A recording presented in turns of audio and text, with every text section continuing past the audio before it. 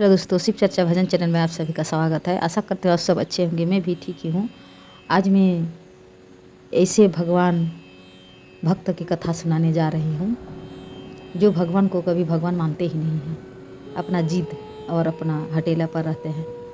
उसका क्या अंत में हाल होता है, आज वही कहानी लेके आए हैं। और अच्छा लगे कहानी तो लाइक कीजिए, शेयर कीजिए, सब्सक्राइब जरूर कर लीजिएगा ताकि भक्ति भरा कहानी और भजन हम सुना सकें। तो चलिए कहानी की ओर चलते हैं। एक था चोर। एक चोर था, वो हमेशा चोरी करते रहता था इधर उधर। जो कुछ उसका मिलता था, रास्ता में अगर चोरी करने के लिए निकला और कहीं मिला नहीं कुछ, वापस लौट के आया तो रास्ते में कोई अच्छा भले इंसान को भी लूट लेता था। चोरी का मतलब जो चोर होते हैं उसको धर्म कथा सुनने का आदत नहीं है और सुनाने समझाने से भी नहीं समझते हैं। उनको तो बस चोरी करने में अच्छा लगता है, मन लगता है और वही करते हैं, धर्म कथा कभी नहीं सुनते हैं। तो ऐसे उस चोर का दिन बीतता गया। जैसे जैसे चोरी करते करते दिन बीतता जाता है, उम्र होते जाता है, उसी तरह पाप का घड़ा भी भरते जाता है। तो एक बार उसने एक गाय को चुरा लिया। उसका बछड़ा बंधा हुआ था, अलग अलग दूध के लिए अलग अलग बांधते हैं। तो एक गाय को चुरा लिया और चुरा के ले जाके बेच दिया। इसी जगह पर बेचता था कि वापस लौट के ना आए, कसाई के पास जाके बेच देता था। तब दूसरा दिन क्या हुआ, रात में गाय को चुरा के ले जाके बेच दिया कसाई के दुकान में। तो सुबह बछड़ा रोने लगा और घर के मालिक सोच रहे हैं कि कहाँ गाय, क्या हुआ, चोरी हो गया तो क्या करेंगे। इधर उधर देखें कि कहीं अड़ोसी पड़ोसी में मिल जाए, परंतु कहीं नहीं मिले। सबसे ज़्यादा तो दुख हुआ बछड़ा का, माँ से अलग हो गए। तो इसीलिए बोलते हैं ना कि गाय को माँ का दर्जा इसीलिए दिया गया है और अभी भी माँ मानते हैं। परंपरा है ही, सतयुग से लेके आज कलयुग तक गाय को माता मानते हैं और मानते चले हैं। तो जब गाय चोरी किया उस चोर, तब शिव पार्वती दोनों बातें कर रहे हैं कि हे भगवान, देखिए तो एक मनुष्य, इतना उसका ज्ञान नहीं कि हम एक चोरी करते करते इतना हद तक गिर गया कि गाय को चोरी करके ले गया और बछड़ा रोने लगा, और कितना पाप वो कमाएगा। तब शिव जी बोले कि जो जैसा करता है ना पार्वती, वो ऐसा ही भोगता है और इसी जन्म में वो भोगेगा। तब माँ पार्वती बोले कि कब भोगेगा स्वामी, इतना बड़ा अनर्थ पाप किया, देखिए कहाँ ले जाके बेच दिया कि वापस अपना बच्चा के पास लौट के आ भी नहीं सकती। तब ऐसे चोर का दिन बीतता गया। एक बार क्या किया, माँ पार्वती बोले कि इसको अच्छा सच्चे सही राह दिखाना पड़ेगा प्रभु, ऐसे क्यों सबका मार रहा है। जो जीव जंतु मिले उसको पकड़ के ले जाके बेच देता बाज़ार में। तो जिस जगह बेचता कि वो सब मारता है, कसाई के दुकान में तो मार ही देगा। तब एक दिन माँ पार्वती बोले, शिव जी निकले ब्रह्मांड के लिए। तब माँ पार्वती बोले कि हम भी जाएंगे प्रभु आपके साथ। शिव जी बोले नहीं, आपको नहीं जाना होगा, हम अकेले जाएंगे। माँ पार्वती जिद करने लगी कि नहीं प्रभु, हम भी चलेंगे आपके साथ, हम भी दुनिया का बरमान करेंगे, तब मनुष्य के बीच में जाएंगे हम भी। जब शिव जी बोले कि पार्वती एक काम कीजिए, हम दोनों मनुष्य का रूप धारण कर लेते हैं और बूढ़ा बूढ़ी का रूप धारण करके हम लोग पृथ्वी में लोग जाएंगे। तो वही किए, बूढ़ा बूढ़ी का रूप धारण करके। और एक जंगल था, जंगल के बीच रास्ता गुजर रहा था, उसी रास्ता से दोनों गुजर रहे थे। तब उधर से उसी चोर से भेंट हो गया जो हमेशा चोरी का काम करता था और गाय को चुरा के बेच दिया, उसी चोर से भेंट हो गया।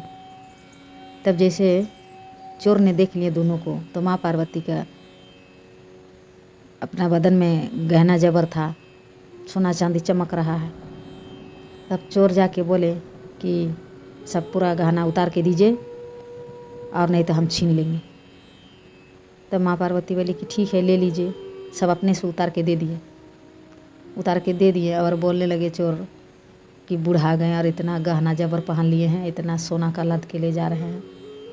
दीजिए इसमें, अपना झोली में मेरा में घुसाइए। सब वही, नहीं तो छीन लेंगे।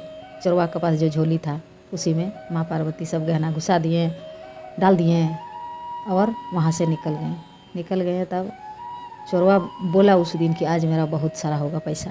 वो गहना ले जाके अपना घर ले गया, ढाल के देख रहा है कि सब लोहा का हो गया, सब लोहा का हो गया। तब वो रहा है इतना सुंदर चमक रहा था, कैसे लोहा बन गया। कभी बूढ़ा बूढ़ी मिलेंगे ना, तब चोर है उसका दिमाग में चोरी चपाटी मारपीट वही आता है कि मारेंगे पीटेंगे, ऐसे घुसाने लगा। तब वहाँ से जब जाने लगे, जाते जाते शिव पार्वती नारद जी आ गए, बोले नारायण नारायण, अब कहाँ चले प्रभु। और माता पार्वती किसको आप परीक्षा लेने और किसको सही राह दिखाने आए हैं। तो शिव जी बोले कि देखिए ना माता नारद जी को कि माँ पार्वती जिद करने लगे, इसीलिए हम इनको लेके आए। पार्वती का कहना है कि कोई गलत आदमी गलत राह पर चले, कोई इंसान, तो उसको हम अच्छी राह दिखाएंगे, सही राह दिखाएंगे और वो सही राह पर चलने लगेंगे। तो नारद जी बोले नारायण नारायण, ये कैसे संभव होगा प्रभु, ये सतयुग नहीं है, ये कलयुग है। देखिए जब सतयुग में होता था कि कोई मनुष्य पाप करता था तो भगवान आके सही मार्ग दिखाते थे और समझ भी जाते थे। सही मार्ग दर्शन करने के लिए मनुष्य अपना भूल को स्वीकार करके और भगवान के शरण में जाते थे।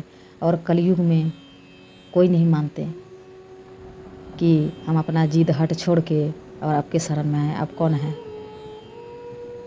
किसी को कोई मानते ही नहीं है, भगवान को भी नहीं मानते। जो होगा होगा, वो बाद में देखा जाएगा।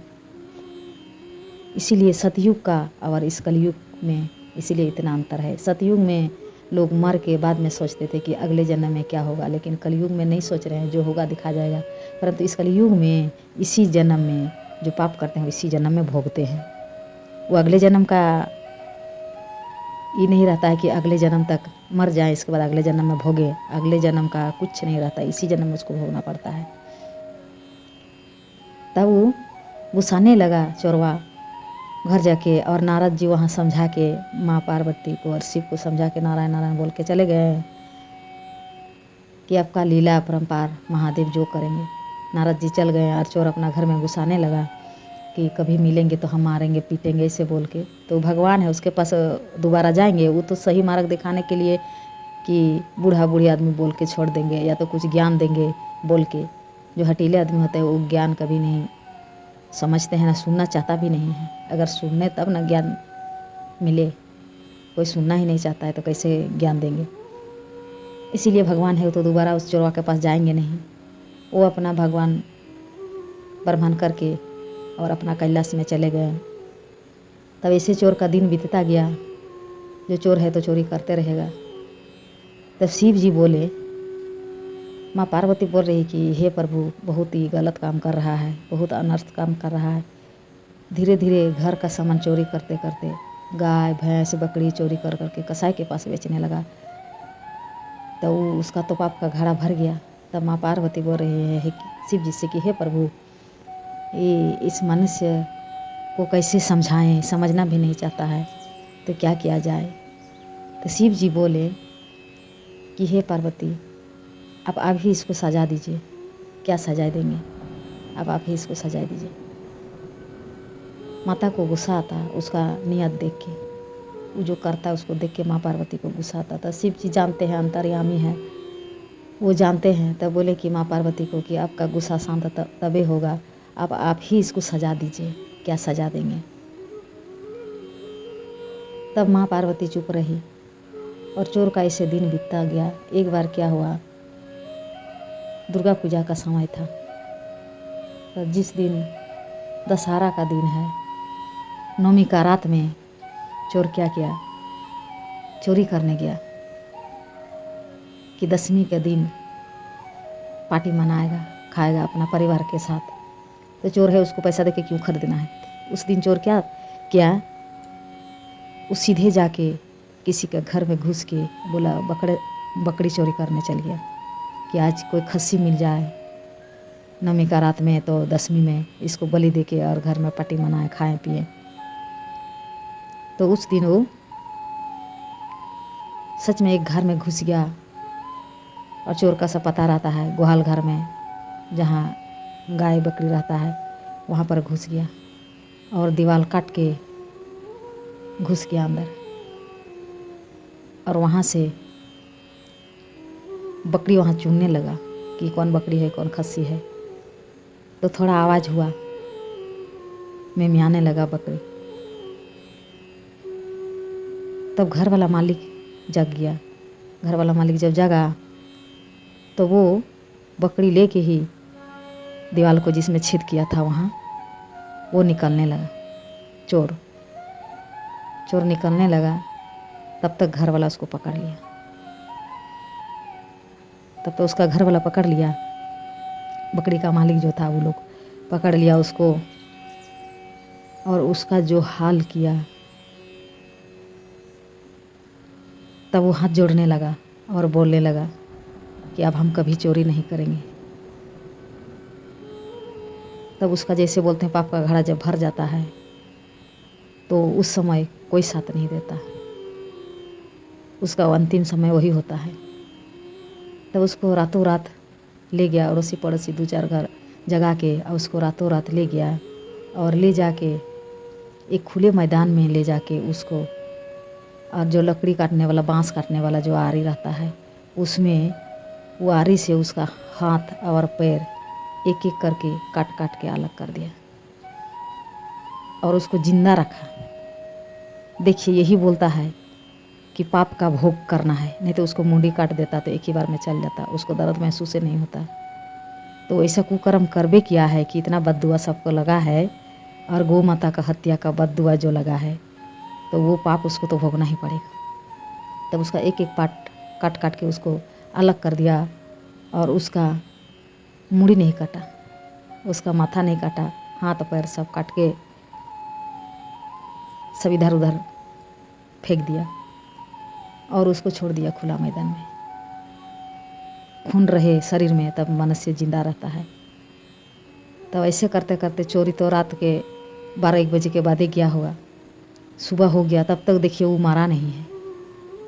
सुबह हो गया फिर भी नहीं मारा है, इतना उसको टुकड़ा किया फिर भी नहीं मारा है। तब सुबह ऐसे गाय चराने वाला सब बच्चा गाय खोल के जब ले गया तब देखता है कि वहाँ पर कोई आवाज़ दे रहा है धीरे से।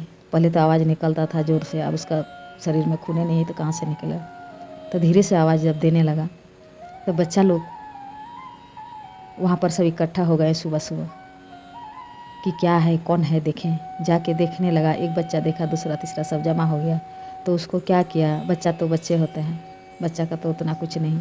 वो लोग बोले ये मनुष्य